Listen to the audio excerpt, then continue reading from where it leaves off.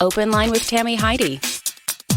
This is Open Line. My name is Tammy Heidi, and joining me is Scott Elliott, CEO of ICAN. How are you today, Scott? Fabulous. Thank you for calling. Okay, well, here's the deal. We need to know about ICAN and all that you do. The I has yet to be defined by your clients, but the CAN is California Abilities Network. So you help people with disabilities and you help empower them. So tell me about ICAN. You've been around for more than 40 years, right? Yes. So we are a nonprofit that empowers people with disabilities to discover and achieve their ICAN statement. We don't define how they desire to live their life and what jobs they want to get in their community. They graduate from high school, and we meet with their families and discuss what their life goals are. They set their goals, and then we help them develop a path together, whether that path is them going to college or whether that path is learning skills so they can get the job of their dreams, or whether they have a particular business they want to work at. And then we have a network of about 150 businesses in our community that have agreed and are actively working with hiring and employing people with disabilities. So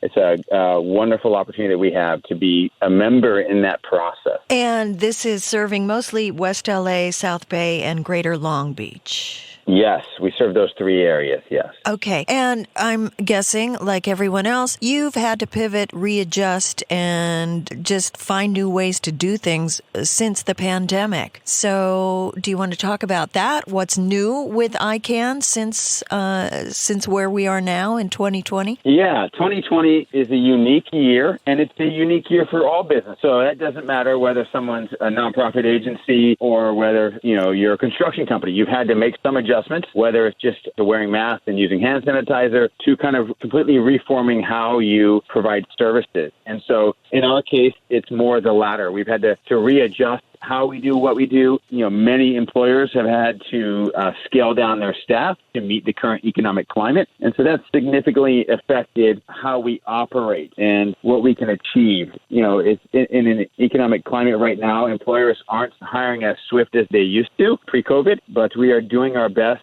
for clients that want to still work and employers who are still looking for staff to make those matches and find those perfect fits. But it has been a year of flexing and adjusting and finding new ways to provide services we best can so that we can survive and be one of the agencies that continues for the next 40 years to serve people with disabilities. So ICAN was pretty quick with getting everything on Zoom and everything, I'm guessing. Yeah. Thankfully, we have a very nimble staff. When Gavin Newsom announced that that there would be safer at home orders in place, he announced that on a Thursday night. We were already preparing that reality might happen. And so we pitched to all the families the next day that we would start Monday morning completely on Zoom, all services provided via Zoom. And so we provide all of our life skill training, all of our pre-employment interview training, soft skill development, safe serve, food handlers, license certifications, moving that all onto Zoom so we can still continue to provide the training. And then if employers were reopening in a partial capacity,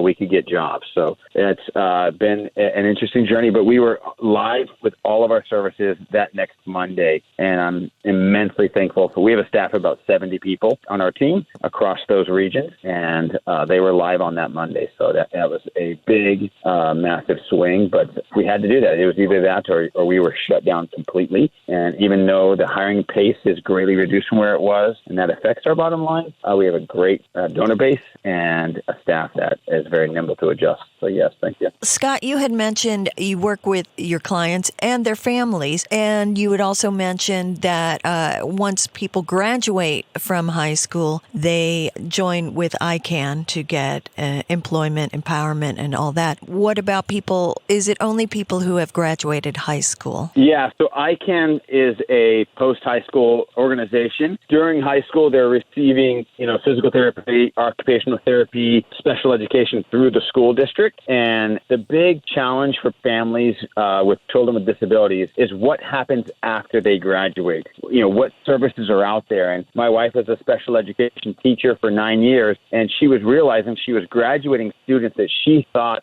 would end up working and having a productive adult life in society, but they ended up not. They ended up sitting at home or ended up, just in the social services system, but not thriving in adult life. And so we decided to leave our careers and start this agency that fully focuses on helping them transition into adult life well. I'm wondering what careers you transitioned out of to start this. Yeah, so my wife was a special education teacher, and I was a marriage and family pastor at a church for 23 years. Okay. Well, kind of related, right?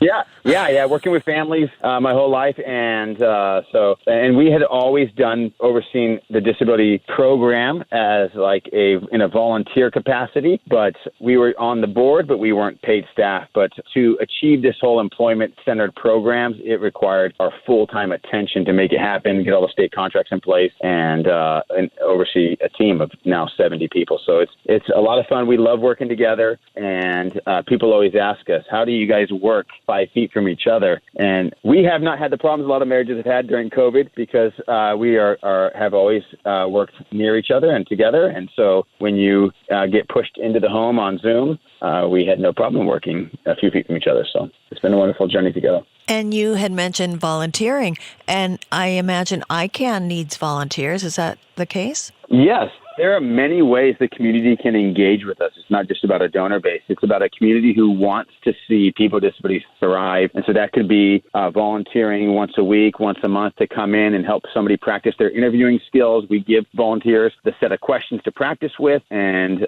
they say, okay, you're going to be interviewing at this company next week. Let's work on that. And so somebody can come in, and it's better if the client doesn't know them, because then they feel that sense of nervousness, the sense of anxiety. What questions are they going to ask me? And we have all the materials in place where somebody could come in, volunteer, contribute to helping somebody succeed in that way. Or normally we would have social events where we are taking clients who maybe they work full time at a job in an office setting, but they don't have that community life where they're connecting with friendships from work. And so we want to make sure that they are still having friendships. So we offer socialization programs on the weekends. And so on the weekends, we have events and programs and things that people can do. And we have facilities that we run that out of, one in Torrance off of Crenshaw and Sepulveda, and one in Long Beach off of Pacific Coast Highway in the traffic circle. And so you mentioned these current events and stuff that you have. So you've moved them online, right? The bingo? Yes, everything. Currently, all that stuff's on Zoom. Yes, 100%. Yeah. And so even interview prep skills is fully online on Zoom right now. Due to people with disabilities as vulnerable, the statistics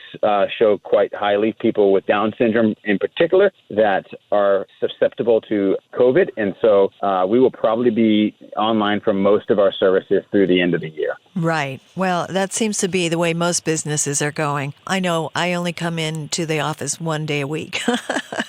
The hybrid lifestyle, I think hopefully we can all learn to appreciate and love it, because when I drive to our West LA office right now, it takes me 20 minutes, whereas before it was 90. So if we can all learn to love and appreciate a hybrid lifestyle of working from home and working from office, and maybe it's better for the environment with smog and better for us as humans to enjoy a diversified life. I think that there are a lot of silver linings to this, and they're revealing themselves all the time, and it is human growth in general towards a better thing, and that seems to be in line with ICAN's mission, right? Empowering people with disabilities, discovering and achieving their own ICAN statements, and CAN, again, California Abilities Network. And Scott Elliott, tell people the website so they can get involved if they want to, maybe sign up to volunteer and find out all about that. Our website is very simple. It's ICAN.org, ICAN.org,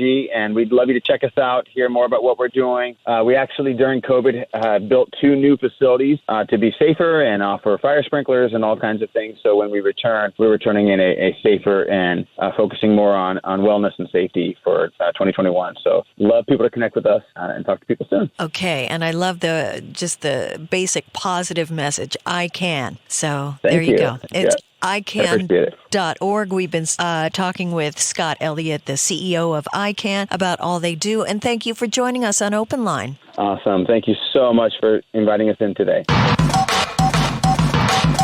You're listening to Open Line.